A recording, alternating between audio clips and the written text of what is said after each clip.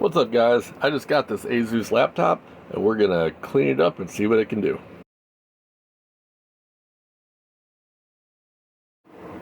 Alright, let's go ahead and check this dude out. Now, I got this yesterday and I've already gone through and wiped Windows off of it. It had a full hard drive. It had Windows 7. It took like 18 minutes to boot up to a usable state. And so I wiped it and put Kubuntu on it and went ahead and charged up the battery. So let's see what happens.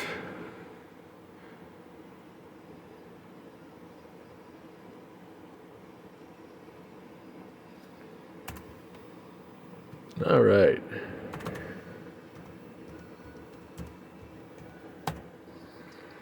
All right, as you see, we've got the Kubuntu desktop. This thing has a 720p screen.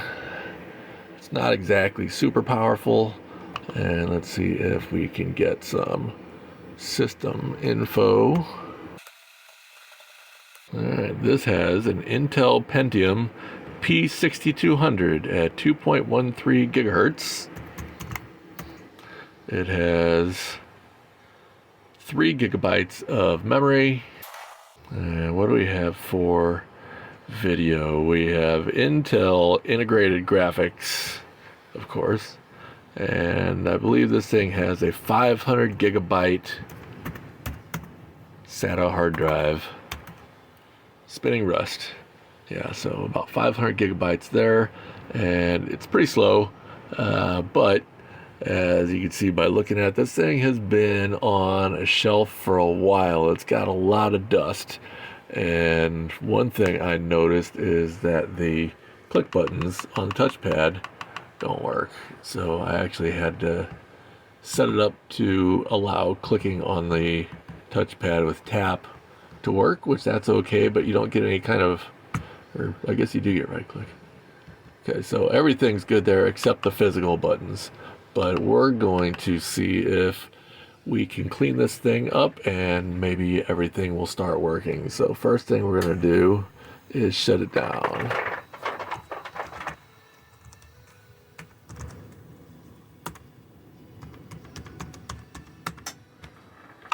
Bye-bye.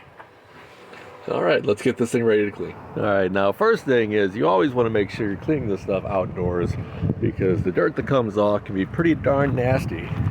And another thing, they say that you shouldn't use compressed air for cleaning these because when you blow air through and it comes into contact with the cooling system fan, the spinning of the fan can actually generate a current that can come through and backfeed and destroy your system. So we definitely don't want to do that. So we're going to go ahead and use a much safer method, which is using a 5-gallon bucket, some Dawn, and a sponge. Now, Dawn, this is the Dawn Platinum. This is not the stuff that's safe to pour directly on the duck. This is the super powerful stuff, so we're going to make sure we're getting this laptop super clean. And also, I did make sure to go ahead and get that laptop charged all the way up so that every bit of battery gets clean in there. We've got our old sponge and we've got our 5-gallon bucket full of water. This Dawn is pretty concentrated, so you don't need a ton of it.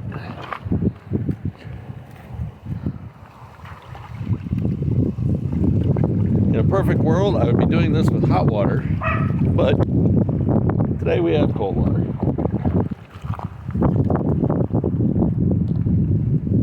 More soap.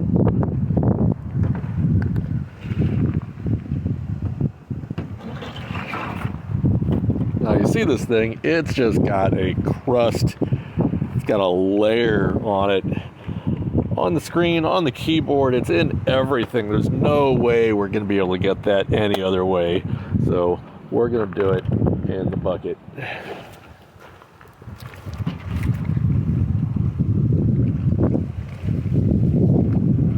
It's also really good for those optical drives. You know, they get dirty. They don't want to read your CDs and DVDs anymore. That's not going to be a problem for us.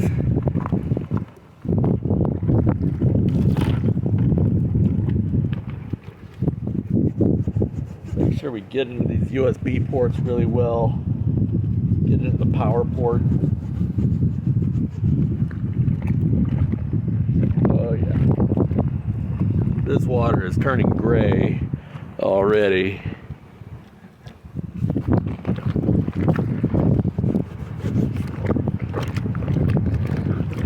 There's no safe dirt in this thing. Oh, it's so gross. Look at that. Go ahead and flip it back over and give this side another go.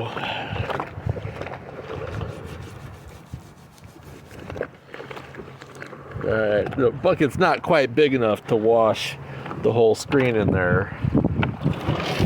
So we'll just wash it here on the table. Get this keyboard all cleaned up. There we go. Yeah. Gross.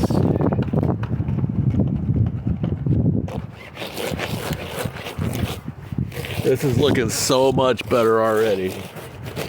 So good.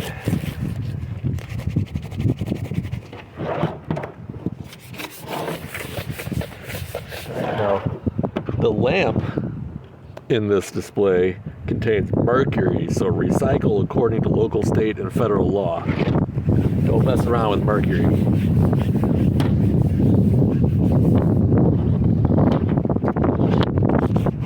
You know, the nice thing about doing the bucket cleaning is it's super fast. Like, we're pretty much already done. We just need to rinse this dude, and I've even got a shortcut for that.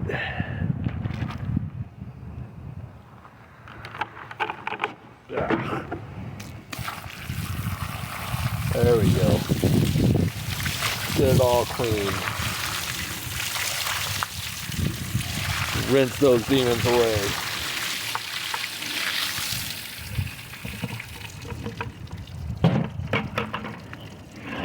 All right, that is looking really good.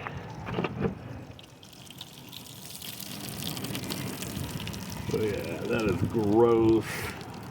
Dirt just pouring out. I love it.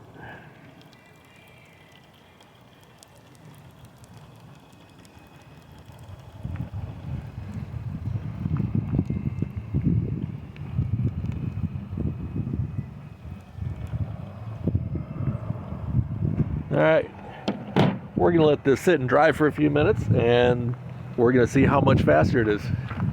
So while we're waiting for this thing to boot up, we're going to go ahead and do one of the most important benchmark tests you can do for a laptop, which is, can this laptop lift a 1998 Bluebird TC2000 school bus? Well, let's find out.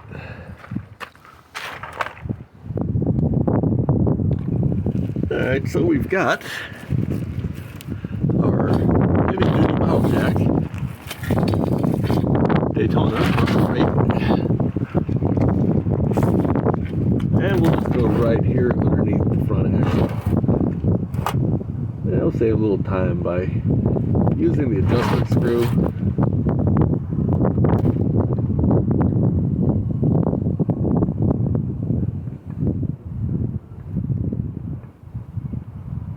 Now always, before you use a jack on your vehicle, you want to make sure that your parking brake is applied.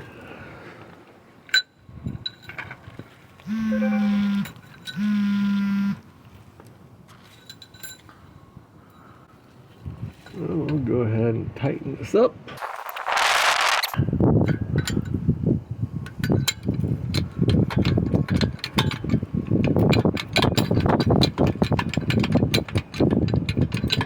There we go.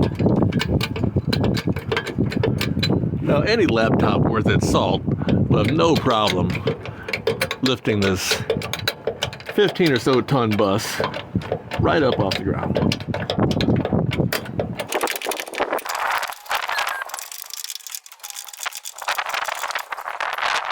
A very awkward angle.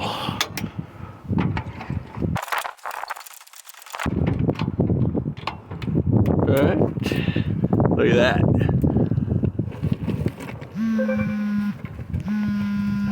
We are off the ground. So yes, this laptop can lift a 1998 Bluebird TC2000 bus. So, you know, obviously the issue here is this laptop's just not fast enough. And the only way we can add more speed is taking it from somewhere else. So here we've got a Suzuki Grand Vitara. Now, if you know anything about Suzuki, you know that they've got GSXR racing heritage. So this thing has performance to spare. So the best way to get that performance out of the car and into the laptop is direct transfer from the tire.